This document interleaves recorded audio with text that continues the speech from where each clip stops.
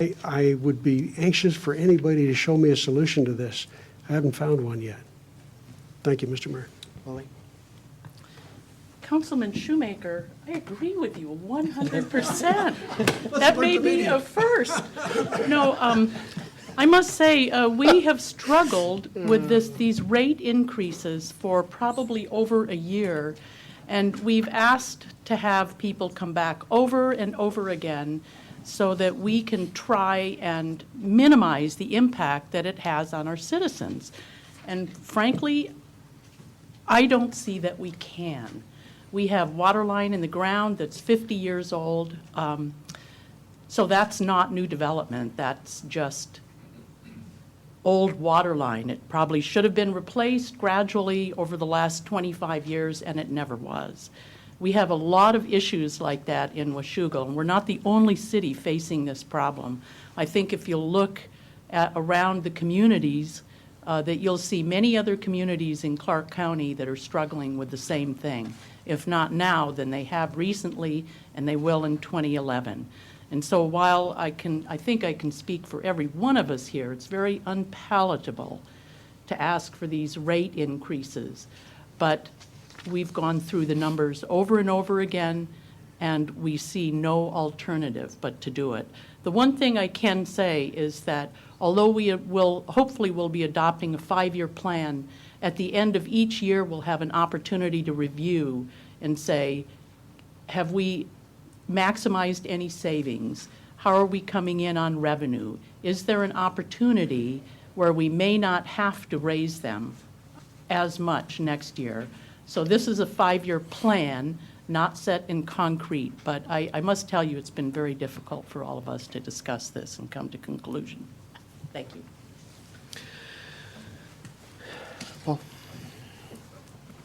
I also could be a first. I completely agree with Councilmember Shoemaker. Don, are you keeping track?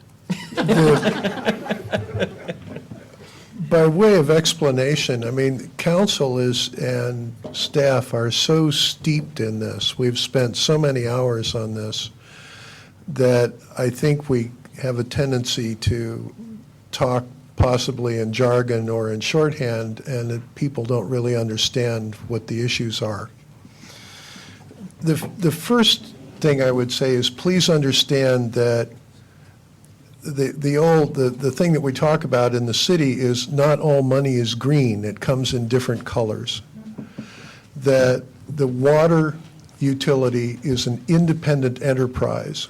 It is not funded from general fund. The sewer utility or the wastewater utility is also independent, as is the storm utility.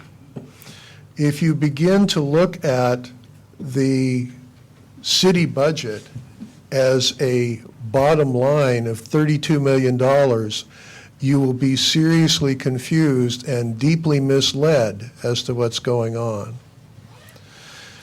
These are independent enterprises, independent funds, and of that $32 million, a significant portion of it is actually to repay bonds or borrowing, which we use to build city facilities, whether it's the downtown or whether it's an existing water reservoir or whatever. So nowhere near 80% of the total expenditures of the city is personnel. The city is compelled to provide water and sewer. Safe water and safe sewer are heavily regulated, both by the state of Washington and by the United States. The city must meet those regulations. The consequences of failing to do so are dire beyond discussion. We have no choice. We must build a new reservoir up on the top of the hill up here, which will cost millions because we have some water supply problems in the upper part of the east side of the city. We also must build a substantial expansion in the wastewater treatment plant. It's on the order of $4 million.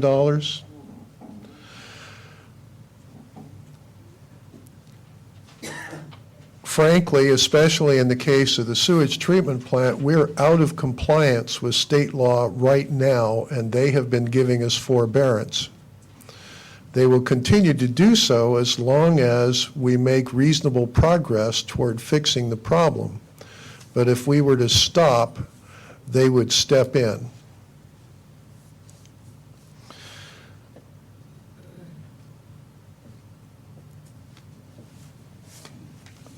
Also, we're paying these existing bonds, or have been paying these existing bonds, with what are called system development charges. Those are kind of like impact fees, but they're paid by developers when they build a new home or a new building. You may have noticed that there's not a lot of building going on. That means that we no longer have those funds to pay the existing bonds. Those bonds have to be paid from rates, and by doing so, we will significantly lower the interest rate that would be charged for the new bonds that we need for both the new reservoir and the newest sewage treatment plant.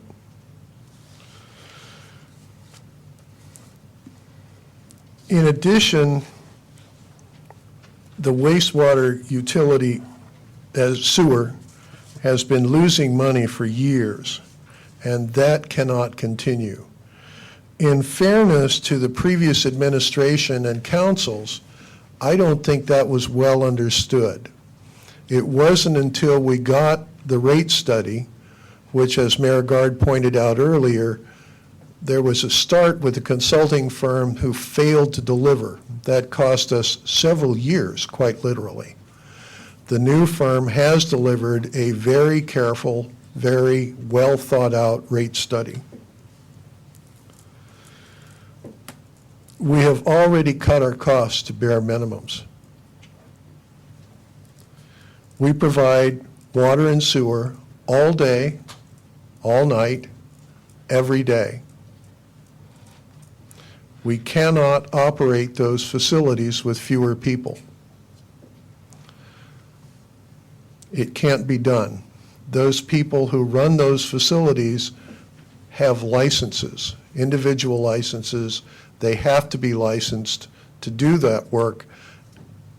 If we went outside to hire people to do that, it would be a lot more expensive. And not to pick on Pendleton, but if their sales are down, they can reasonably decrease their production by laying off people. Guess what? Our water demand and sewer demand are not down. They're stable, actually increasing slowly. So we don't have any excess capacity.